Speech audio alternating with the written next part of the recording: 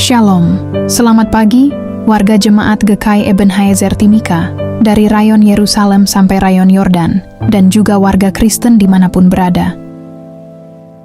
Kita patut bersyukur oleh karena pemeliharaan Tuhan sehingga kita dapat berjumpa lagi dalam siaran Bina Keluarga Kristen edisi Sabtu tanggal 26 Juli tahun 2025.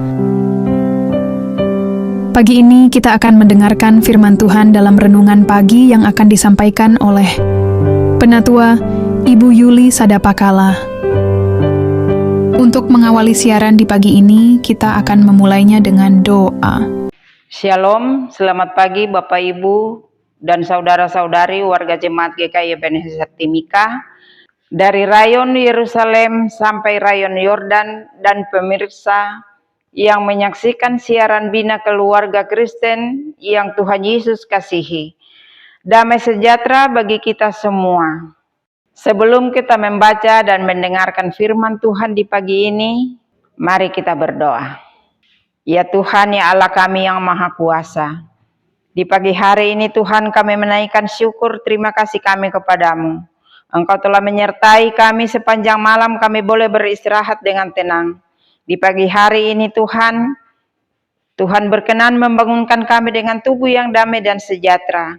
Untuk mengawali hari yang baru ini Tuhan, kami rindu mendasari dengan kebenaran firman-Mu lewat siaran Bina Keluarga Jemaat GKI Ebenezer Timika.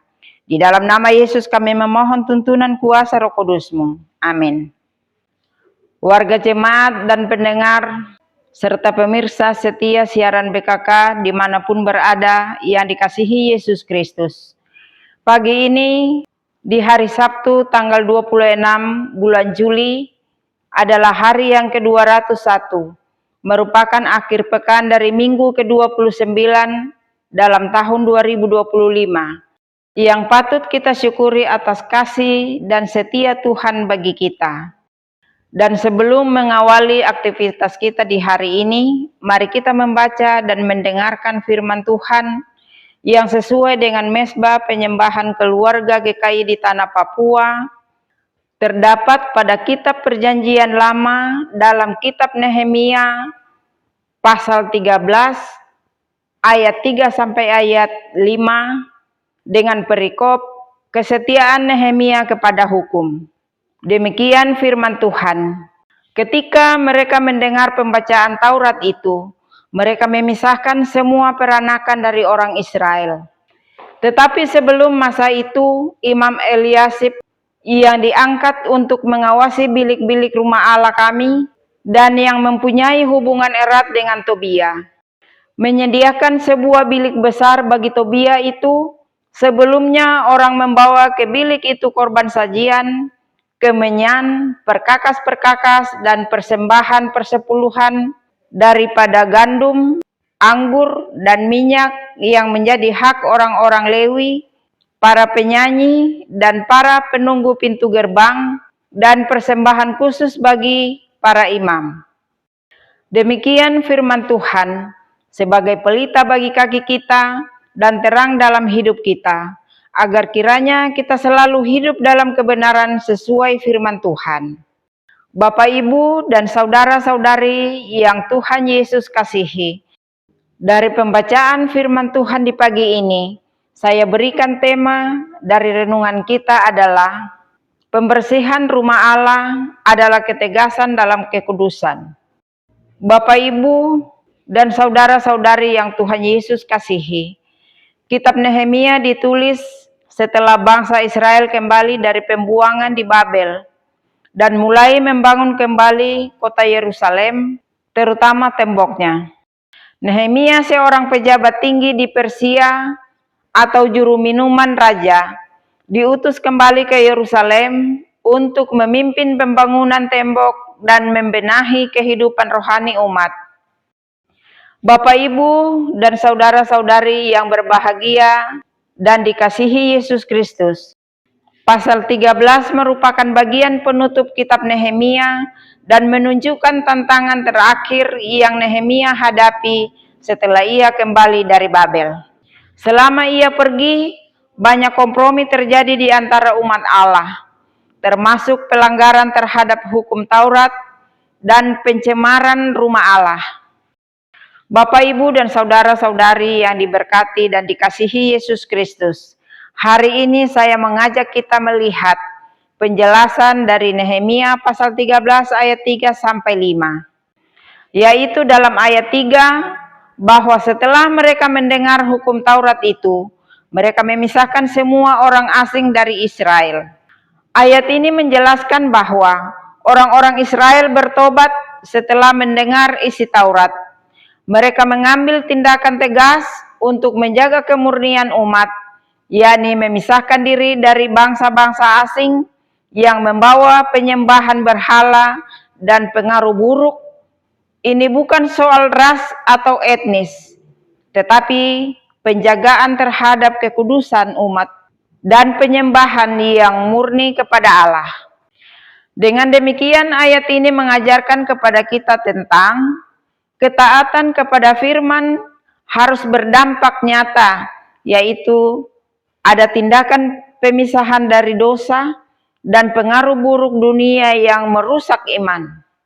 Berikut dalam ayat 4, bahwa sebelumnya Imam Eliasib yang diangkat untuk mengawasi bilik-bilik rumah Allah telah bersekutu dengan Tobia.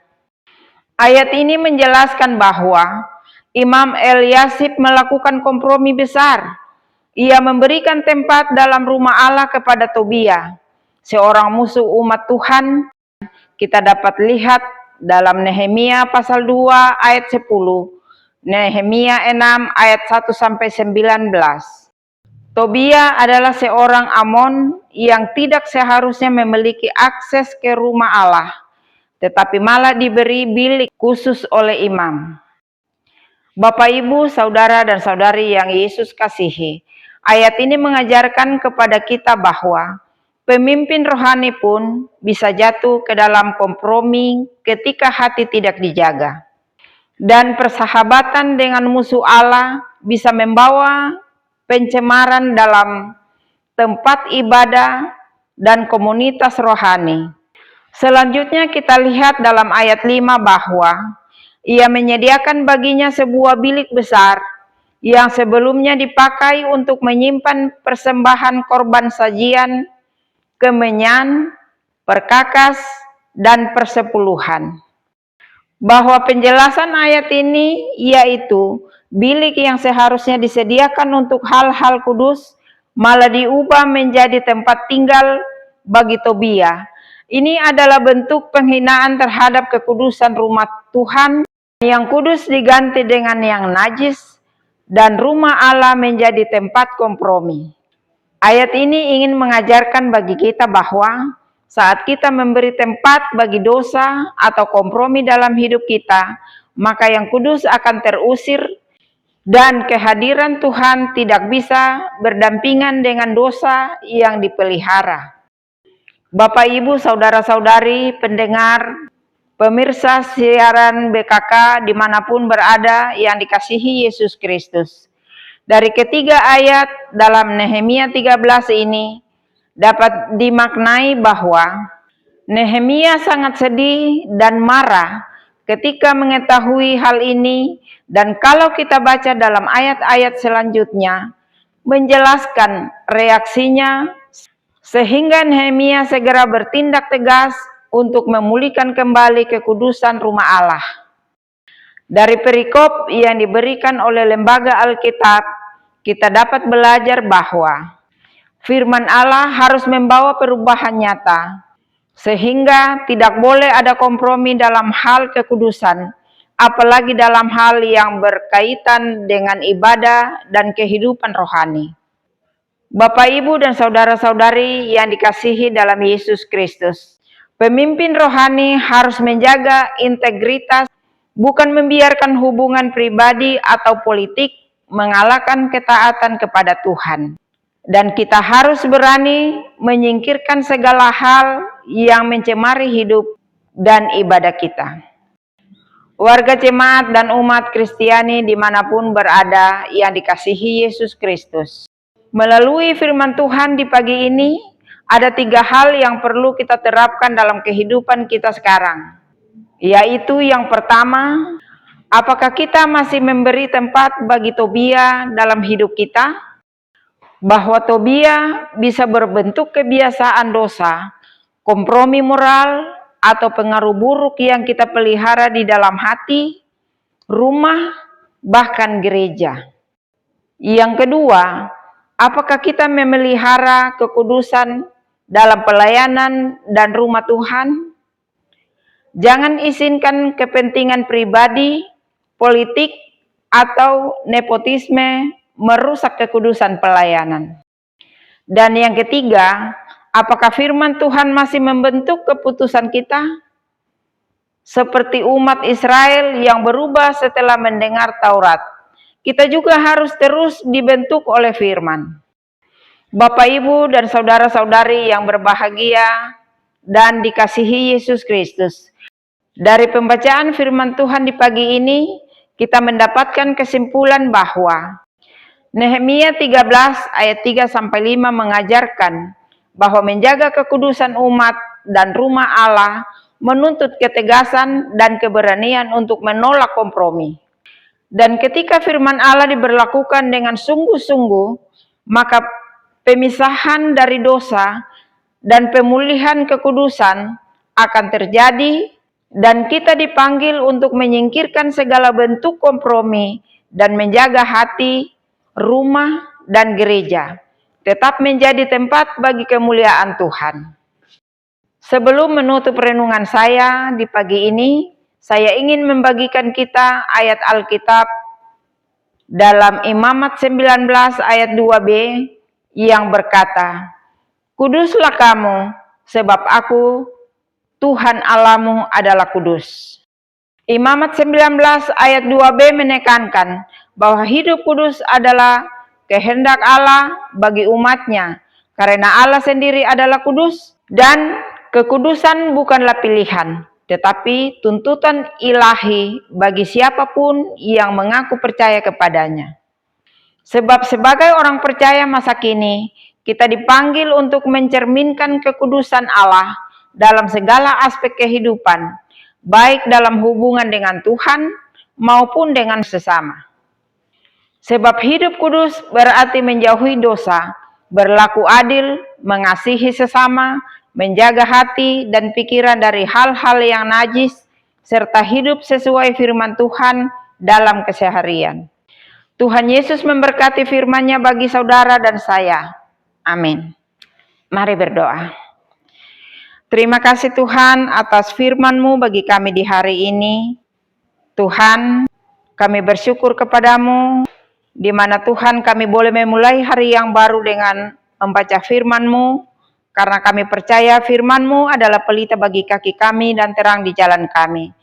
Tuhan, hamba berdoa menyerahkan akan kami para hamba-hamba-Mu, pendeta, penatua, dan siamas, bahkan semua umat Tuhan di dalam jemaat GKI Ebenezer, dan semua pendengar siaran BKK dimanapun mereka berada. Kiranya Tuhan menyertai kami semua, memberi kami hikmat supaya kami boleh melayani Tuhan dengan sungguh-sungguh dan hanya memuliakan nama Tuhan di dalam kehidupan kami hari lepas hari. Haleluya, amin. Demikianlah renungan firman Tuhan yang telah kita dengar di pagi ini. Kiranya Tuhan Yesus Kristus akan menyempurnakan firman-Nya bagi kita dan memberikan kita kekuatan dan menyertai kita dalam aktivitas dan kerja kita di hari ini. Tuhan Yesus memberkati. Shalom.